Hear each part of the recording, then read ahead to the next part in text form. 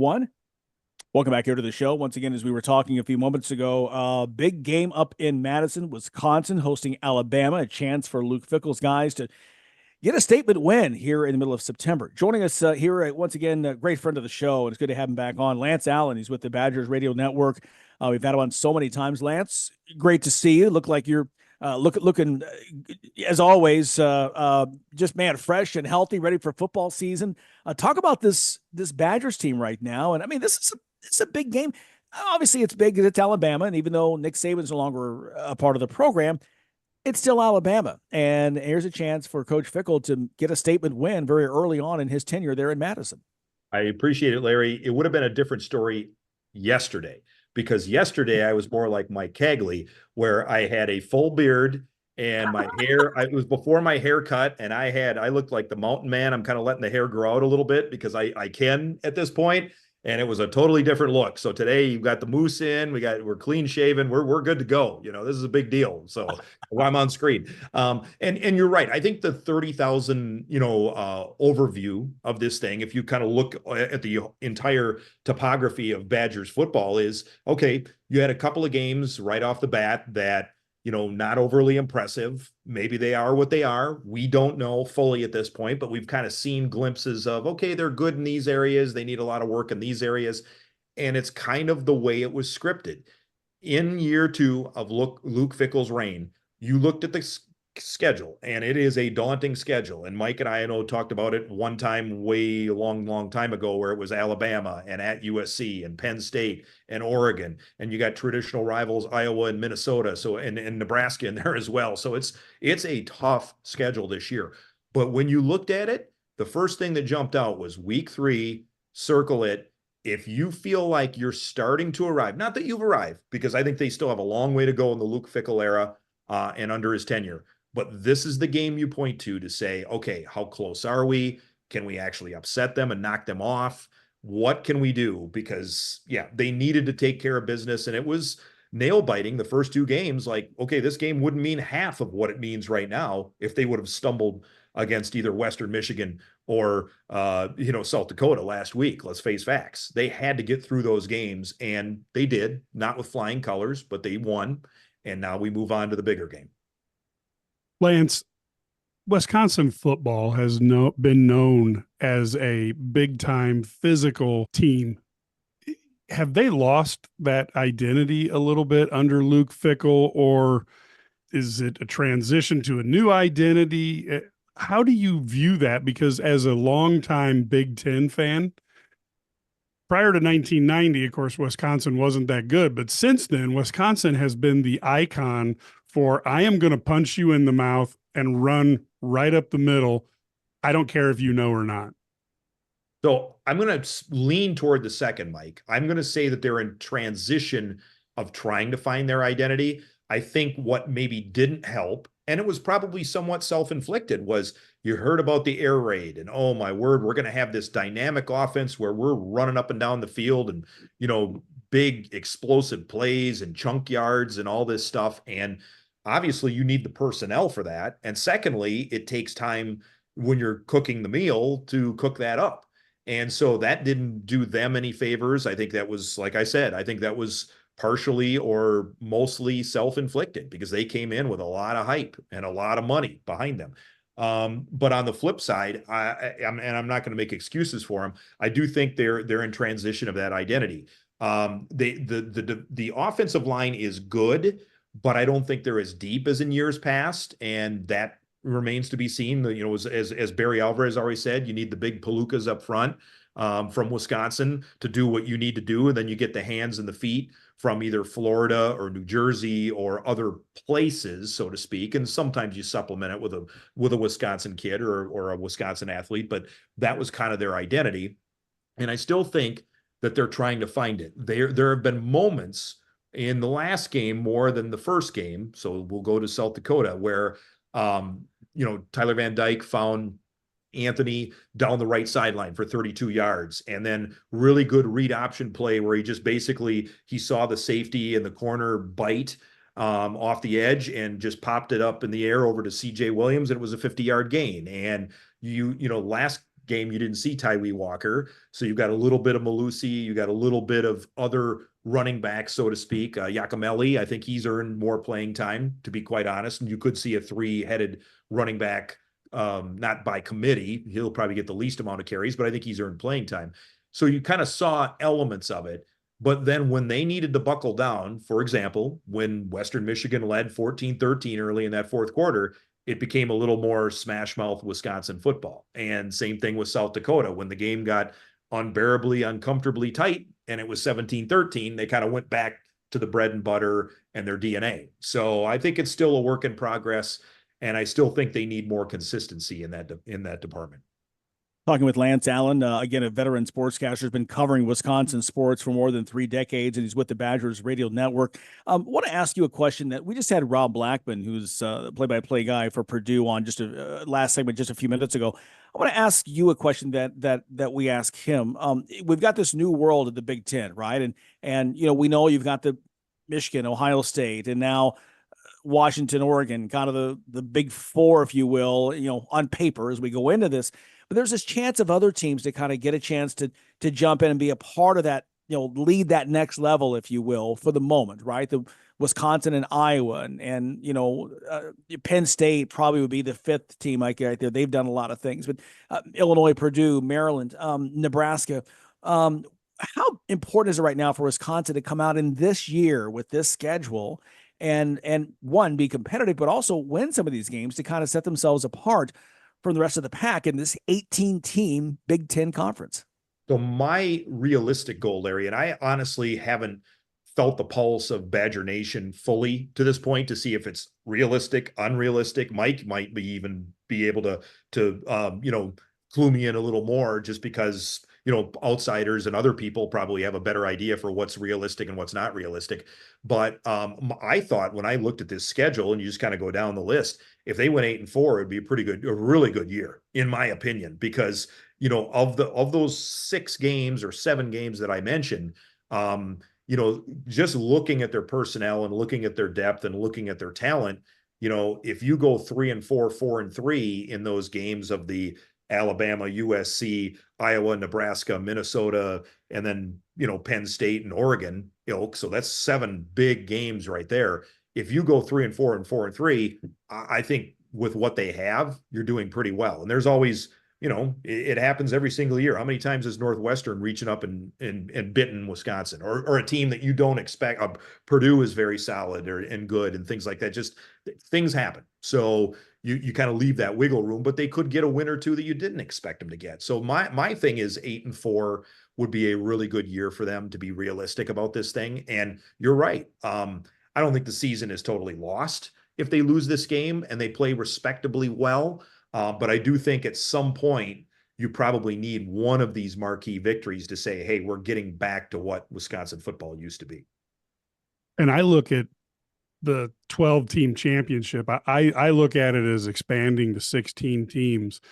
And I think both the SEC and Big Ten will want a 5-team guarantee, because you have to have something for those other teams to compete for, because Ohio State and Oregon and Michigan and USC, Penn State, those guys are all going to be up there. And you have to have that fifth, somewhere in the mix for teams to come up, and you can have that really good Wisconsin team or an Illinois team from 2007 to get into the CFP. Otherwise, how many of these boosters are going to keep funding money so that they can go 8-4 and then play in the Pillsbury Peanut Butter Bowl? I just think you're going to have to expand to 16, and the 2 big ones are going to have their 5 teams, just so that there's something to shoot for the quote normal NIL programs. And I'm sure, Mike, that other conferences are listening to you and cringing right now, like whether it's the ACC or whomever it is. They're like, what? We're going to take 5 teams each from the power conferences and we get the scraps? I'm sure they would definitely push back on that. But in an 18-team league, there is no way that you can either A, play everybody, or B, play a completely balanced schedule. And you guys heard, I'm going to keep kind of somewhat beating it into the ground, but I think it bears repeating again. I mentioned all the really good teams that Wisconsin plays. Notice I didn't mention Michigan. They don't play them. I didn't mention Ohio State. They don't play them. I didn't mention Washington, like what Larry brought up, a team that you kind of tend to forget. Oh, yeah, by the way, they're in the Big Ten and they're pretty good too. They don't play them. So as good of a schedule, and I would argue one of Wisconsin's toughest schedules that they've had in what, Mike, the last 5 to 10 years, like within the last decade, it's probably one of their top 2 toughest schedules because they always kind of got the criticism of playing a couple of cupcakes in the non-conference season and then avoiding the Michigans and Ohio States. And then if they, and if they did well in the Big Ten, they could get to the Big Ten championship. Now it's like, okay, they're not ducking anybody. This is a really good schedule, but you're still not playing everybody either. So I think the Big Ten and the SEC teams are going to have an argument. And I think the other conferences are going to be like, come on, man, like you're going to literally leave us on the outside looking in. Yes. Yeah. Exactly. Yes, they are. In a brief summary, yes. Yes, they are. Yeah. Money talks and everything else walks, I guess. That's right. He who has the gold, right? So yeah. Everybody has their price. That's right. Exactly. Lance Allan. Hey, Mike, you've seen Oh Brother, Where Art Thou, right? Lance a while ago, yes. Lance has got the George Clooney. I think he's a Dapper Dan man. I mean, he's I don't know how to take this, Larry. Somebody came up to me and they called me Don Draper. And I was like, okay. And they're like, yeah, you look pretty good for a middle-aged. It could be a lot worse, Lance. Yeah, I guess it could be. Yeah, I don't drink, but hey, okay, I'll take Don Draper. He's a Dapper Dan man. So Lance, listen, always good to catch up with you, share some laughs as well. You always have just such a great sense of humor. Enjoy the game this weekend. We'll be watching. We can't wait. I look forward to talking with you here very soon as we get deeper into the season. No problem. We didn't even talk about Tyler Van Dyke. So obviously, quarterback from Miami. We've seen the good. He's got NFL quarterback arm talent, but we've seen some head-scratching decisions where he could have had easily a couple of picks against Western Michigan. So I think a lot of it I hate to pin so much on the quarterback, and a lot of people do. It's kind of a cliche, but it is true that we've seen, some of the good and some of the reason that he was up and down at Miami. So I think a lot of it, these big victories to a degree will hinge on him and then that backfield getting it done. And again, that's another part of the new era of college football, all the constant movement that, you get the transfer quarterbacks coming in. When they're transferring in, they're getting NIL dollars. They want to play right away. And you've got to learn the system quickly. And that sets another possible set of problems. So exactly. All right, Lance, take care, man. We'll talk to you soon. Problem. We didn't even get to Drew McIntyre and Phil Brooks. I know the strap matches and bracelets and all that good fun stuff. I know, and I liked how you said everybody has a price. Like I was gonna grab my wallet out of my pants like the $1 Million Man, Mike, and hand out the money and then watch Larry drool because I know he's got a Costanza wallet. He can't even sit on his wallet. He's got so much money. Oh boy. Getting deep in here. All right. Big Sports Radio. Lance Allan. Always good to talk to him. Keep it here. We've got much more coming up. Red Grange wasn't just a football player. He was a legend. Discover the untold story of Illini great Red Grange in a new novel by Doug Vilhard called The Golden Age of Red. This captivating book takes you back to the 1920s when a humble young Illinois player transformed into the galloping ghost and electrified the nation. Get your copy of The Golden Age of Red by Doug Vilhard today. Available on Amazon and wherever books are sold. This is the Run My Own Business dream. This is the college is paid for dream. This is the retire early dream. This is Busey, where your dreams and possibilities become moments through trusted guidance and expertise, through lifelong relationships. Because we're here to help you achieve the life you've always envisioned. Joe Gaither is a friend of the show. He's a writer for BowlCentral.com, Alabama Crimson Tide on Sports Illustrated. Joe, good to see you again. Another big weekend here coming up. Yeah, thanks so much for having me. I'm really looking forward to getting up to Madison and seeing Wisconsin for the first time. Yeah, we were just talking here in the break. The big trivia question was the last time Alabama visited a Big Ten school, it's happened only once since 1928. That was Penn State in 2011. Our producer, Tony Cordero, all of us putting our minds together to find this. And that was, you were pointing out as well, 2011 was Penn State. 1928 was at Wisconsin. It's been a long time since Alabama has been in the unfriendly confines of the Big Ten. They win 27-11 up there in Penn State. 2011, AJ McCarron with 163 yards and a touchdown that day. Trent Richardson was your star, 111 yards on the ground and 2 touchdowns. So it's going to be a lot of fun. This is all a part of Greg Burns' kind of scheduling shift that he went towards about 3-4 years ago. He wanted to go into some prominent home and home games, and you saw that already with Alabama and Texas. I don't know if you consider Alabama and South Florida on that track, but that was the intent in that same category a little bit. Now we are moving on. Alabama and Wisconsin, home and home at Wisconsin this year and in Tuscaloosa next year. This team has started off with 2 victories that numerically are impressive over Western Kentucky and South Florida. But you're hearing some rumblings, probably because it's post-Saban, that the team doesn't look as good as people would have hoped. Is that just fans being fans, Joe, or are you seeing some gaps that maybe even you are looking at saying, well, it's not exactly what I expected? I think a lot of that is fans being fans. You put up 63 points, you're 63-0 against Western Kentucky, and everybody will leave Saturday night, 2 Saturday nights ago, feeling like, oh gosh, this team is world beaters. They can't be touched. Well, last Saturday against South Florida, you're going into the fourth quarter up 14-13 with a 1-point game, and people are all freaking out. We can't pass. Alabama can't pass protect. Alabama has all kinds of penalty issues, and that absolutely was true on Saturday. But Alabama was also down 2 left tackles on Saturday, and so you were playing makeshift on the offensive line and kind of everybody in a patchwork position, and that resulted in what you saw, an aggressive defensive front in South Florida, had a lot of twist stunts, a lot of blitzing action, and confused an offensive line that was largely playing out of position. So is the team as good as it was under Coach Saban? The talent says that it is. You look at the 24/7 talent composite, and Alabama's still sitting up there, number 1, number 2 in the nation. I think that this team is still really, really talented. Maybe the discipline is not quite as where it was under Coach Saban, but I think that you can look at the other side of the coin and say that the team is also maybe a little looser than when they were under Coach Saban. So maybe the talent shines through just a little more. So I think that really there's a massive overreaction. You guys deal with that in sports media every Monday. Massive overreaction. Alabama struggles up front against Western Kentucky, and all of a sudden the sky is falling. Exactly.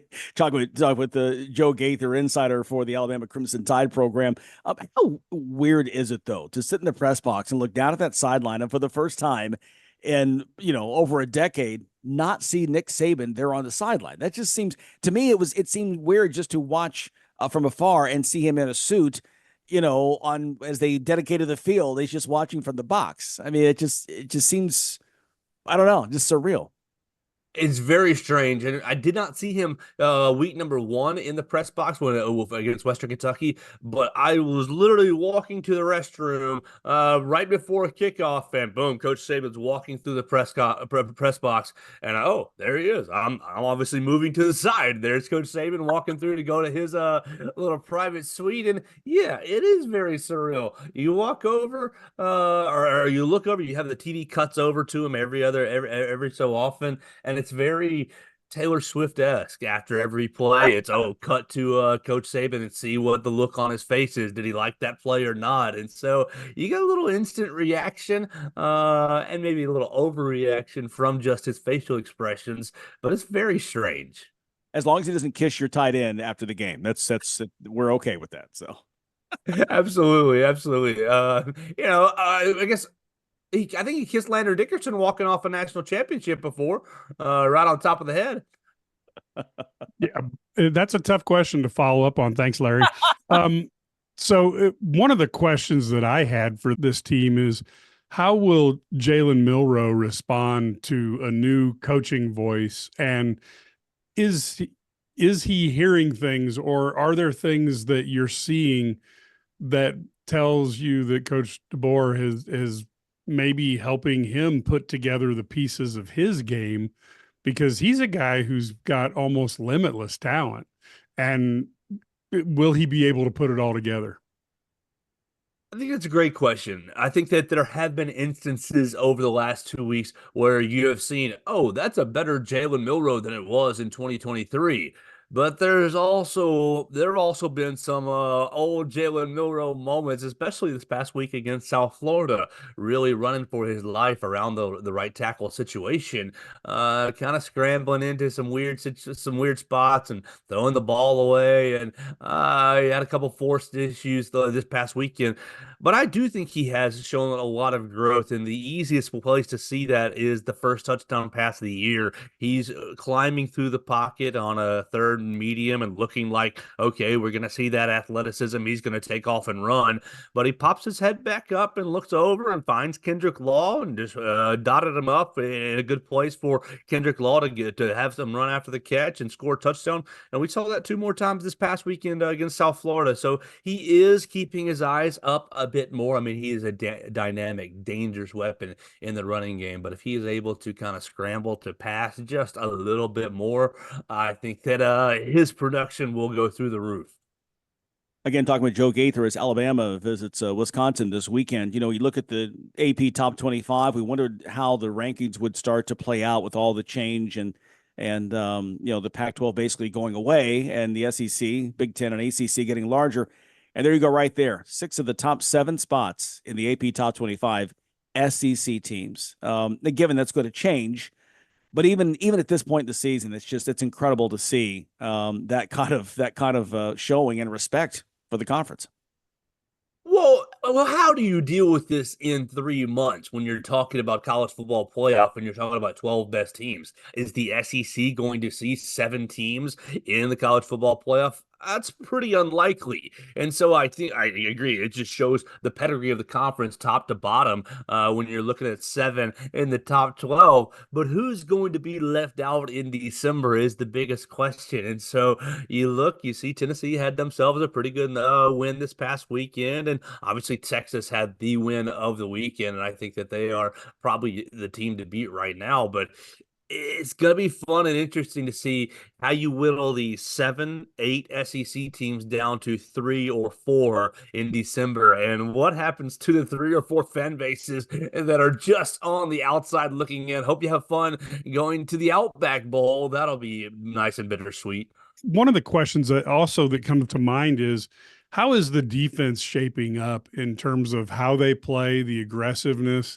versus that prototypical Nick Saban defense that we had gotten so used to over the years? I think that's the biggest difference, or the biggest place where you can see schematically that Alabama is different. You've gone to this 4-2-5/3-3-5 swarm defense under Kane Womack, and I think that he has simplified everyone's assignment.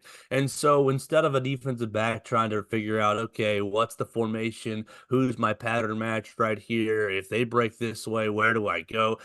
It's much more read it and play it under Kane Womack. And so there's a lot of it was really impressive in week number 1 against Western Kentucky, just how fast they moved. Obviously, the competition and talent is going to be a lot better later on in the year, but you can see it already through the first 2 weeks that Alabama's defense, they might get some things wrong, but they're going to get some things wrong very decisively. They're going to get there very fast, and you might fool them. You might fool them with a reverse here or a counter there, but they look like, okay, I understand what's being asked of me, and I understand what my job is. And so that's pretty encouraging to see when you pair it up with the talent that's already in the building. I think that that's going to be a fun thing to watch going forward. You get 2 turnovers in week number 1. You got a handful of sacks last week against South Florida.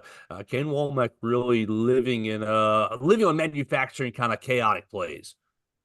We began our segment just now talking about in terms of Alabama not playing at Big Ten schools very often, but we just saw Texas go up to Michigan last week. Obviously, Alabama and Madison this week.